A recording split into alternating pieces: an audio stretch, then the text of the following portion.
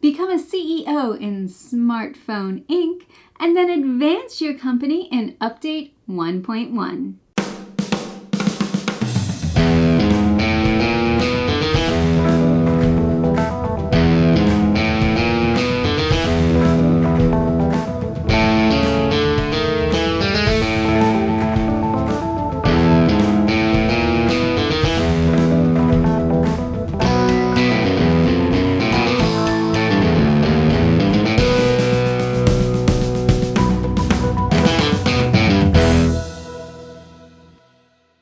Welcome to Tantrum House Studio D. I'm Melissa Delp. Smartphone Inc. is an action programming network building game for 1 to 5 players, and it plays in about 60 to 90 minutes. It's published by Cosmodrome Games and Arcane Wonders, and they sent us these copies to review. Now, there are a lot of videos going over Smartphone Inc. and how to play it, including Kevin's review, which is linked up there. So I'm going to focus mainly on the expansion. The game comes with a new board for 2 to 3 players, 10 new technologies, directive tiles, mini upgrade tokens, and a CEO figure for each player. Smartphone Inc. Update 1.1 has 4 modules that you can play separately or mix together when you play. I definitely recommend the new board when you're playing with 2 players. With fewer regions, it makes the game tighter with more competition for buyers and region control. There are also fewer improvements to choose from. For 3 players, I think the new board is a nice addition when you want to shake things up.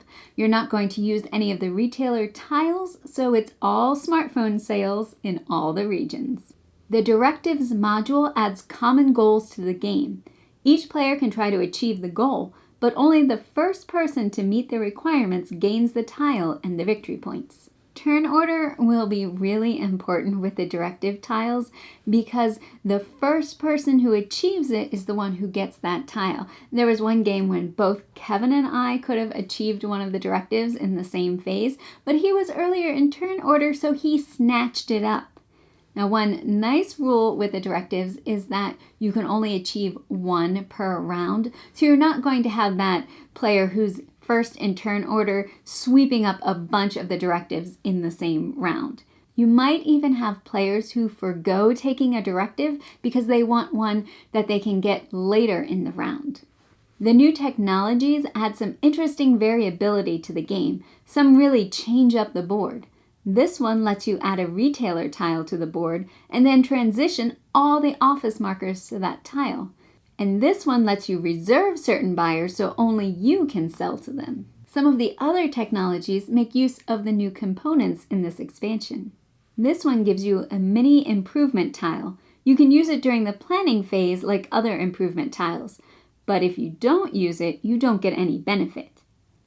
One tile set uses the CEO miniature, which will give you a special power in the region where you have the miniature and an office marker.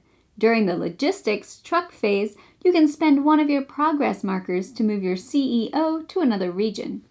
This technology allows you to sell a phone at the end of phase 6, logistics, and this one lets you sell to buyers regardless of the requirements. The technologies are an easy module to add into your games, and the rules even have some recommended technology sets. The rules also have instructions for hardcore mode. You have to pay points for the actions you take, like paying for the icons on your planning boards and paying for the phones you produce. To offset the amount of points you'll be spending, you will immediately receive the points for your patents, retailers, and directives. I haven't played hardcore mode, but I think it's going to appeal to players who have played the original game many times and are looking for more of a challenge. There's going to be more calculations involved and putting value assessments on those different actions. For me, I really enjoyed Smartphone from the first time I played it, which was several years ago. I like the puzzly programming aspect with the paths and improvements. Sometimes I know which actions I want to take, but it's a matter of seeing if I can make that arrangement with my pieces.